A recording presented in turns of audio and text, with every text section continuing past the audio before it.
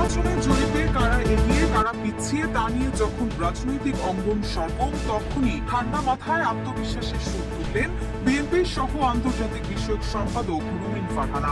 আমরা চাই বা না চাই, নির্বাচন একটা হলে বিএনপি ক্ষমতায় যাবে, যত জরিপে যাই আসুক না কেন বিএনপি ক্ষমতায় যাবে। তার স্পষ্ট বক্তব্য, জরিপে জামায়াতের ভোট বাড়লেও মাঠে খেলা অন্যরকম হবে, নির্বাচনে বিএনপি জিতবে বিপুল ব্যবধানে। সম্প্রতি গণমাধ্যমের একটি টক শোতে উপস্থিত হয়ে জরিপ ও নির্বাচন প্রসঙ্গে এই মন্তব্য করেন বিএনপির এই নেত্রী।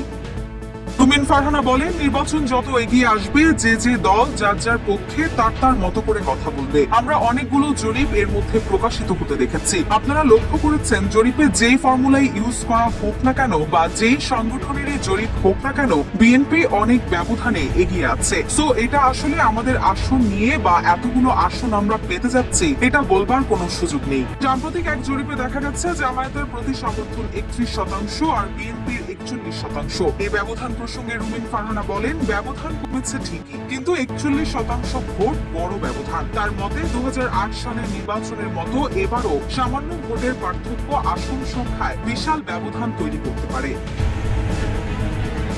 এছাড়াও রুমিন ফারহানা আওয়ামী লীগের ভোট নিয়ে আরো বলেন, আওয়ামী লীগ এখন মাঠে নেই, তাদের ভোটটা তো কোনো না কোনো পক্ষের কাছে যাবে, তবে একটা অংশ কোথাও যাবে না এটা নিশ্চিত। তারা নৌকা ছাড়া আর কোনো প্রতীকে ভোট দেবেন না, কিন্তু বাকি যারা আছে তাদের একটা অংশ ছড়িয়ে যাবে, কেউ হয়তো জামায়াতে, কেউ এনসিপিতে, আবার কেউ ধানের শীষে ভোট দেবে। ফলে সব দলের ভোটই কিছুটা করে বেড়েছে।